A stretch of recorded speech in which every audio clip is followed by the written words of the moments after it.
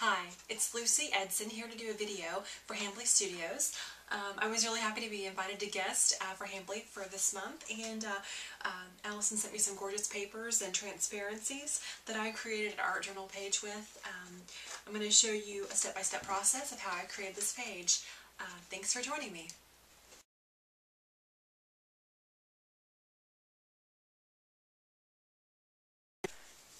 Okay, I'm starting with a piece of watercolor paper, and I'm just going to put some acrylic paint around the edges. This is just a fuchsia that I wanted to pick up. I'm just going to kind of put some on, just start blending it on the edges especially. Whenever I started collaging on the papers, I just want to have a little bit of paint that might show through some of the transparencies. So I'm not going to cover the whole background at all, just very random and some splash of color. I'm going to let that dry, and then I'm going to start collaging on my pieces. I've just taken my square punch and punched out a lot of pieces left over from my projects, and I've got transparencies and paper. Okay, I've started to collage down some of my papers, and I have mixed my glue mix. This is a new decoupage glue from DecoArt, and I have mixed it about 1 part water, 1 part glue. So it's going to be kind of wet, and I'm going to just put a little bit of glue down, and then my paper, and then some glue over the top. So I'm just going to start. I'm building up just a background over my watercolor paper, and I'm just going to keep, I'm going to leave some blank spots because I'm going to come back and do some painting and stuff over this when I'm finished.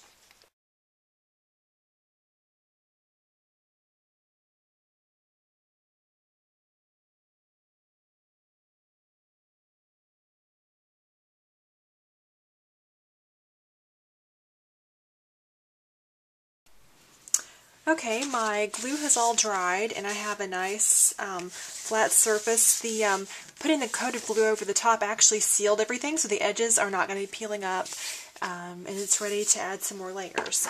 I like to add text into my work, so I have a text stamp that you can tell is well used, and I'm going to be using Stazon ink, which is permanent ink.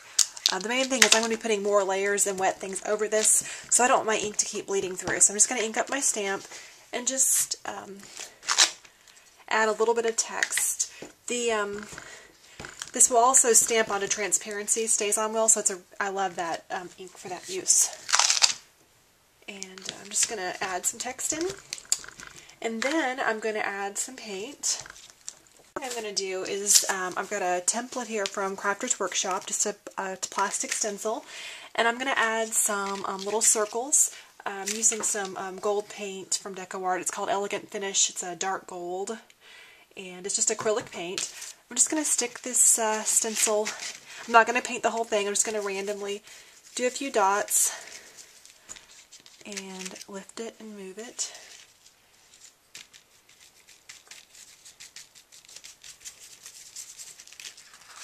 I really like the gold in the paper, so I want to kind of tie that together a little more throughout. You also could use ink on a sponge. It would be a little bit neater, but I like the messy look on that.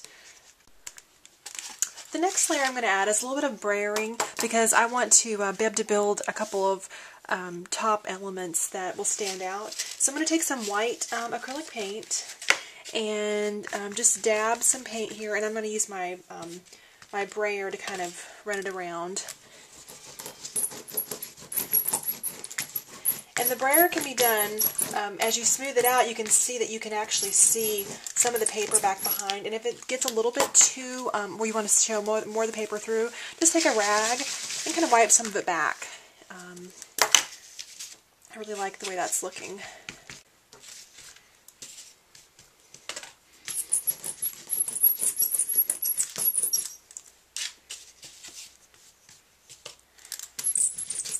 I don't want to cover the whole surface, I just want it to cover a few areas so I have a little more just white space to work with. I was looking at my background trying to decide what I wanted my page to say, or what I wanted to do with this. It's going to go into like an art journal that I'm working on. So anyway, I just kind of had the idea of hearts on a string, and just kind of a little, since this is I actually making this in February, so still have had hearts on the brain, but I'm going to use chalkboard paint to paint the hearts so that I can write little messages on them. And I thought about sewing some hearts onto this, but I really would rather just do some paint. So I'm just going to put some of the chalkboard paint out, and I'm just going to freehand these hearts. You could, of course, you know, draw it first to give yourself an outline. Whoops, there went some drips, but oh well. Let's see. I want it to look like it's kind of hanging, so I'm going to... I'll probably do a couple coats of paint to get a nice solid layer of the chalkboard paint. And then I can write little X's and O's and make little cute messages on the hearts. So I'm going to just paint some hearts along here. Like I said, I'll let this dry and then put a second coat on to make sure it's nice and thick. Now that my hearts are dry, I want to accent them a little bit and add a little bit of a dimension look to them. There's a watercolor crayon that I really love, and they're called Neocolor 2. They're by Collage. And you can buy them in sets, like from Michael's has them sometimes, or Dick Blick online. You also could use just like a watercolor set, but I just really like the watercolor crayons because you can just color in and then go over it with a wet brush. But I just want to kind of give a little bit of a glow around my hearts. So I'm just going to, when you use these, color lightly. And so I'm just going to kind of go around my hearts like this, and then take a wet brush and blend it out a little bit. So I'm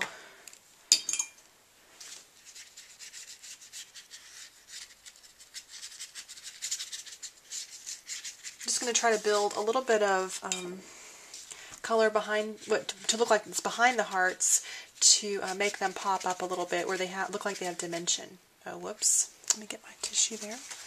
That drop of paint was actually still wet, so. But that's okay. I'll just keep working with it and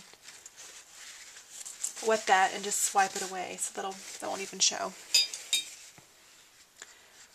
So I'm going to soften this up, and I might add a little bit of another color just for a little more shading and depth. I added in a little bit of text on here, and I wanted to show how you could do a little bit of shading. And I've just got a soft charcoal pencil that I use for sketching, and I'm just going to come in here and just put this on where I want the shadow of the letter to show up, and then just blend that out with my finger. So it's really easy to add some shading and some depth to your letters when you're doing art journaling. I'm also going to do the same thing to the hearts, especially on this lower bottom edge. Just come in here, then blend it out.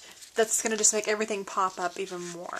So this is the basic steps that I would use on an art journal page like this. And hope you enjoyed the video. I'm going to be showing some close-ups at the end. And of course we'll have these posted on the Hambly site. So thanks so much for joining me. Bye.